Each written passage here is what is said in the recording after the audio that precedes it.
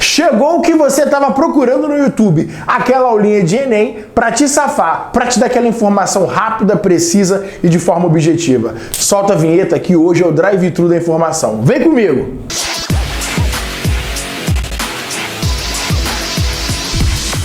E aí, galerinha? Segunda fase da Revolução Industrial com o cara aqui, ó. Compartilha o vídeo. Compartilha! Segunda fase, fase 2. Século XIX, em 3 lugares, ó, Europa continental, Estados Unidos e Japão. Gente, Japão, tem que lembrar do Japão. Muita gente estuda a Revolução Industrial, só fica na Europa, tem que lembrar que a Revolução Industrial está acontecendo em paralelo em vários lugares do mundo. A geografia e a história acontecem em paralelo em vários lugares do mundo. Europa continental, não é mais a Inglaterra. Sim, gente, a Inglaterra é uma ilha. Você não sabia que a Inglaterra é uma ilha?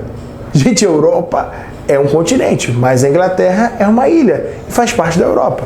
Beleza?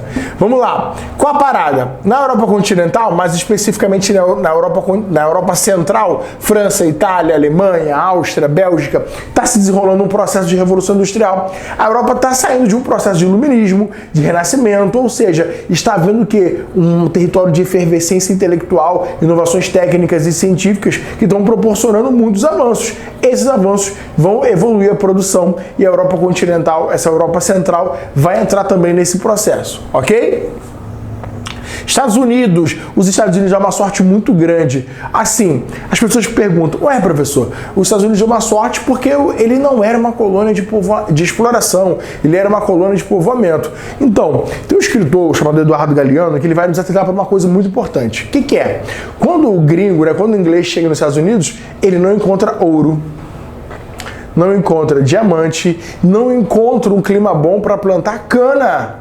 Não encontra. Então, a independência dos Estados Unidos é um pouco mais precoce porque, obviamente, existem outros fatores, mas não era uma colônia que vai render um absurdo de capital, diferente das colônias das Antilhas.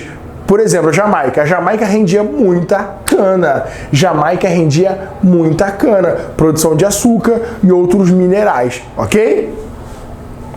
Jamaica era uma colônia inglesa. Por isso que Jamaica fala inglês. Você acha que Bob Marley cantava inglês à toa? Não. Bob Marley cantava inglês porque a Jamaica foi uma ex-colônia inglesa. Então, fica ligado. Beleza? Então, os Estados Unidos têm esse processo de independência cedo, acontece no século XVIII, diferente de outras colônias da América, e tem a vitória do Norte na Guerra de Secessão.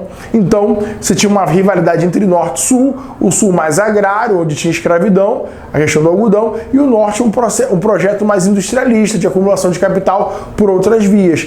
A vitória do Norte vai dar a direção ao caminho de desenvolvimento dos Estados Unidos. Então isso vai ajudar bastante os Estados Unidos a se industrializar mais cedo. O Japão, na era Meiji, que é também chamado de Revolução Meiji, ok? Isso acontece no final do século XIX. O Japão é forçado a abrir seus portos pelos Estados Unidos. Então, no meados do século XIX, os Estados Unidos chega e força o Japão a abrir seus portos, até para que ele fizesse comércio com os Estados Unidos. Os Estados Unidos querem espalhar seus produtos industrializados pelo mundo afora. O Japão é forçado a abrir seus portos, né? Não foi uma coisa assim na paz, né? Foi na violência.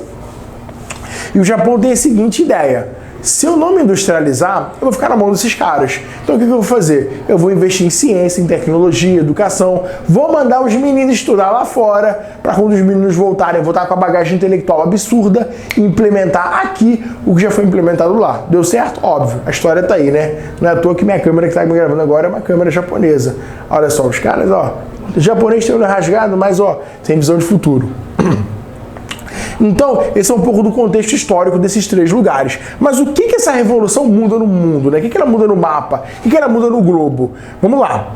As características dela são as seguintes. Primeiro, petróleo e eletricidade. O petróleo já é um bom conhecido da civilização, mas o seu uso industrial é só no século XIX. A eletricidade dispensa apresentações, ela muda nossa relação com o tempo, ela permite a gente ficar acordado por mais horas e ela dá mais o que? A gente dá mais energia para as máquinas. Agora a máquina não é elétrica, não é a vapor, ela é elétrica. Então ela funciona o quê? Quando uma criança não é muito agitada, você não fala que essa criança é elétrica. Por quê? Porque a eletricidade tem a ver com movimento, com energia. Eu tô elétrico agora, por quê? Porque eu tô no melhor canal do YouTube. Eu tô no canal que vai te aprovar.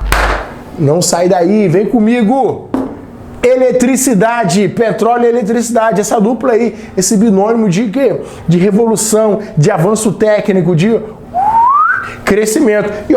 E óbvio que tudo isso vai convergir para quê? Para aumento de capital. A burguesia sempre buscando o quê? Evolução técnica para maximizar lucros. Imperialismo. Aqui que eu quero chegar com você. Vamos lá. O projeto imperialista. Lembra da partilha da África? Lembra dessa aula aí que você deve ter tido no colégio? Não lembra? Vale a pena dar uma pesquisada. Tudo isso é consequência da segunda fase da Revolução Industrial. Porque esses três polos de poder, essas três potências industriais, vão se converter em potências imperialistas e vão transformar o continente americano, o continente africano, o continente asiático em fontes de matéria-prima e mercado consumidor. Óbvio que esse processo está longe de ser pacífico, vai ser extremamente violento, vai ser o que a historiografia vai chamar algumas vezes de diplomacia do canhão. É nesse período que a gente tem o quê? A partilha da África.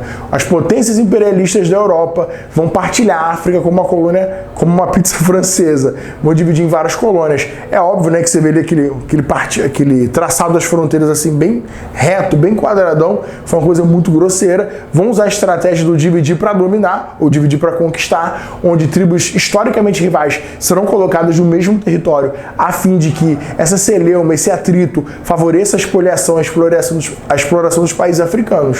Na Ásia, da mesma forma. Então, Inglaterra, França, Itália, Alemanha vão ter medidas imperialistas na África, na Ásia e, obviamente, também na América. Não à toa o francês, o inglês é falado em diversas partes do mundo que não são a Europa.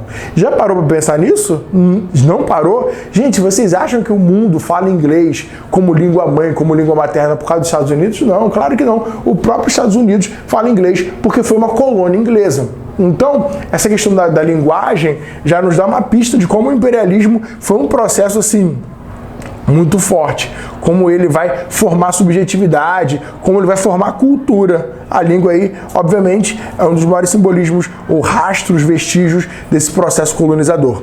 Então, nós temos o imperialismo por parte desses três aqui. Aqui na Europa a gente tem a partilha da África, ok? Mas a gente não pode deixar de lembrar que também tem colonização asiática. A própria Indochina está aí para lembrar isso. A Indochina, que quando vai se fraturar, vai virar Vietnã, Laos e Camboja, era uma colônia francesa. Os Estados Unidos, gente, os Estados Unidos ele não coloniza diretamente, mas ele vai influenciar, ele vai intervir diretamente naquela política. Lembra da política da doutrina Monroe, América para os americanos? Não lembra? Os Estados Unidos, obviamente, vai fazer os seus interesses na América prevalecer sobre possíveis interesses de outros lugares. A Europa também tinha olhos na América, mas os Estados Unidos falaram, epa, não, América para os americanos. Beleza? E o Japão, na era Meiji, também vai adotar uma política de imperialismo, de colonização, visto que o Japão tem um território muito pobre em recursos naturais. Então ele vai precisar colonizar outros territórios no Sudeste Asiático, a fim de que seu projeto industrial tenha sustentabilidade. Então, obviamente, o Japão vai colonizar Taiwan, vai colonizar a Coreia, porque esses lugares vão ser fornecedores de matéria-prima e vão ser automaticamente mercado consumidor de produtos industriais japoneses. Então, o imperialismo, ele vai fazer o quê? Ele vai transformar essas potências industriais em o quê? Em potências imperialistas. As relações de poder desses países vão para além das suas fronteiras e eles vão dominar várias partes do mundo. Uma coisa que a gente pode falar em um outro vídeo, que é a divisão internacional do trabalho. Esses colonizadores vão se transformar em fornecedores de produtos industriais, esses países colonizados vão se transformar em fornecedores de matéria-prima. É óbvio que dá para ver que é uma relação desigual. Então, quem colonizou hoje é primeiro mundo, é mundo desenvolvido, quem foi colonizado virou mundo subdesenvolvido. E aí que entra a questão, que o subdesenvolvimento não é um dado natural, é uma questão histórica. Ninguém é desenvolvido ou subdesenvolvido por acaso. As pessoas se desenvolvem. Então, o desenvolvimento da Europa implicou o subdesenvolvimento de África e Ásia. Indústria química e indústria automobilística. A indústria química e a indústria automobilística são símbolos desta época. A indústria automobilística, lembra do Fordismo? Tem a ver com essa questão. Então, a construção do carro e o uso, da petroquímica, da indústria química, a questão do petróleo, da borracha para fazer outros materiais, vai ser muito sintomático, vai ser um símbolo desta fase da Revolução Industrial. Tá anotando, né? Tá fazendo aquele resumo, né? Gente, esse cara é muito bom, né? E aí, gostou do vídeo da Revolução Industrial? Claro que gostou! Com certeza. Então compartilha aí com seus amigos, se inscreve no canal e deixa aquele like. Um abraço! Vem fazer o Enem!